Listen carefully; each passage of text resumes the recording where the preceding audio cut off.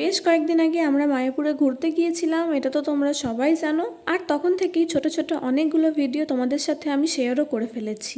এবার তোমাদের সবার কথা হচ্ছে আমি বড় ভিডিও কেন আপলোড করছি না। চলো আজকে তো ফুল ব্লগটা শেয়ার করবই। আর অনেকেরই মায়াপুর যাওয়া নিয়ে অনেক প্রশ্ন আছে, তো চেষ্টা করব প্রত্যেকটা প্রশ্নের উত্তর এই ভিডিওতে দেওয়ার। সো হ্যালো এভরিওয়ান, আজকে আমি চলে এসেছি আবার একটা নতুন ভিডিও নিয়ে। পুরো ভিডিওটা দেখতে থাকো। আমরা সকাল ওই 6:30 বা 6:40 ট্রেন ধরে যাচ্ছিলাম মায়াপুরে।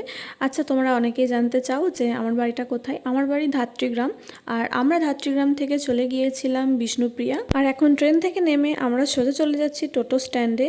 টোটো করে চলে যাব ফেরিঘাটে, মানে যেখান থেকে নদী পার হয়ে আমরা মায়াপুর যাব। এখানে এসে আমরা টিকিট কেটে নিয়েছিলাম। আমরা যেহেতু লঞ্চে করে যাব, তো লঞ্চের জন্য 10 টাকা করে টিকিট কেটে নিয়েছিলাম। আর আমি এর আগে নৌকাতে উঠেছিলাম ঠিকই, কিন্তু লঞ্চে কোনোদিন ওঠা হয়নি, তো খুব এক্সাইটেড ছিলাম আর খুব ভয়ও পাচ্ছিলাম। একটু ওয়েট করার পরই চলে এলো লঞ্চ। দুর্ভাগ্যবশত সেদিন ছিল খুব কুয়াশা, তাই চারপাশটা ভালোভাবে দেখাই যাচ্ছিল না। যদি একটু রোদ থাকতো তাহলে হয়তো আরো ভালো হতো। যাই হোক, আর তো কিছু করার ছিল না। লঞ্চ থেকে নেমেই এই বাসার ব্রিজটা দিয়ে আমরা চললাম টোটো ধরার জন্য। আর লঞ্চ থেকে নেমে কিন্তু মায়াপুর খুব একটা দূরে না, হেঁটেই যাওয়া যায়। প্রথমবার যাচ্ছিলাম তাই আমরা টোটো ধরে নিয়েছিলাম। আর তোমরা জানলে হয়তো সত্যিই অবাক হবে, টোটোতে আমাদের ভাড়া নিয়েছিল মাত্র 5 টাকা করে। যাই হোক, ভাড়াটারা সব মিটিয়ে আমরা ঢুকে পড়লাম মন্দিরে। প্রথমেই আমরা গেটের কাছ থেকে টিকিট কেটে নিলাম, মানে খাবারের টিকিট কেটে নিলাম। তারপর ভিতরে এলাম, একটু ফ্রেশ হব, তারপর চারিদিকটা ঘুরে ঘাড়ে দেখবো। আর গোটা শীতকালটা যেহেতু আমরা কোনো রকম পিকনিক করিনি, তাই প্ল্যান হয়েছিল যে বাড়ি থেকে কিছু টিফিন নিয়ে যাওয়া হবে, ওখানে গিয়ে একটু সাজিয়ে গুছিয়ে খাওয়া হবে। আমাদের বাঙালিদের তো এটাই কাজ, যেখানে যাব কিছু না কিছু বাড়ি থেকে নিয়ে যেতেই হবে। আর তখন কিন্তু মায়াপুরে একটু ভোগ প্রসাদও দিচ্ছিল, ওখান থেকে আমরা একটু ভোগ নিয়ে এলাম, ওটাও খেয়ে দেখলাম ভীষণ টেস্টি, মানে ঠাকুরের প্রসাদ যেমন হয়। আর এখন আমরা এই সব কিছু গুছিয়ে চলে যাব গোশালাতে। যেহেতু আমরা গিয়েছিলাম তখন খুব গরম পড়ে গিয়েছিল, তাই বেশি দুপুরের দিকটাই গেলে কিন্তু খুব কষ্ট হয়ে যাবে।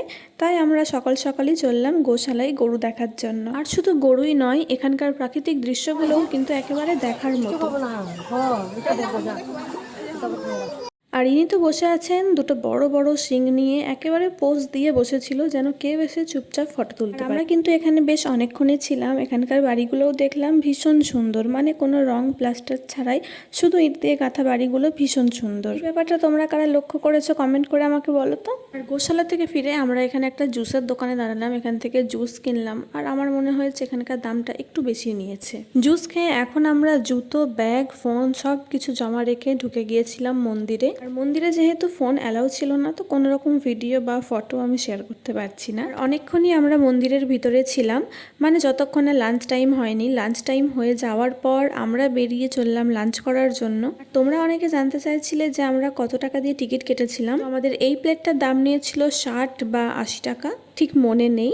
এই প্লেটে ছিল ভাত, ডাল, একটা ছ্যাঁচড়ার মতো একটা তরকারি, আর ছিল পনির, আলু, পেঁপে দিয়ে তরকারি আর পায়েস। আমি তো শুনেছি মায়াপুরে ফ্রিতেও খাওয়ানো হয়, সেটা কোথায় আমার ঠিক জানা নেই। তোমরা জানলে আমাকে কমেন্টে জানিয়ে যেতে পারো। আর খাবার খাওয়ার পর আমরা বাকি মন্দিরগুলোও একটু ঘুরেছিলাম। আর মায়াপুরের এই জায়গাটা কিন্তু আমার ভীষণ পছন্দ হয়েছে। আর আমরা যখন মন্দির থেকে বেরোই তখন প্রায় 2টো বা 3টে মতো বাজে। মন্দির থেকে বেরিয়েও একই রাস্তায় একইভাবে বাড়ি যাচ্ছিলাম, কিন্তু মন্দির থেকে বেরিয়ে আমরা যখন টোটো ধরেছিলাম তখন আমাদের কাছ থেকে ভাড়া নিয়েছিল 15 টাকা। মানে একই জায়গায় বিভিন্ন রকম মানুষ থাকবে, এটাই স্বাভাবিক।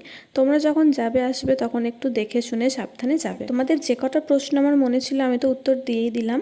এরপর যদি তোমাদের আরও কিছু জানার থাকে আমাকে কমেন্ট করো, আমি কমেন্টেই জানিয়ে দেবো। আর ভিডিওটা কেমন লাগলো, তোমরা কে কোথা থেকে আমার ভিডিও দেখছো এটাও কিন্তু জানাতে একেবারেই ভুলো না। ভালো লাগলে লাইক, কমেন্ট, শেয়ার করতে পারো। দেখা হচ্ছে খুব তাড়াতাড়ি পরের ভিডিওতে।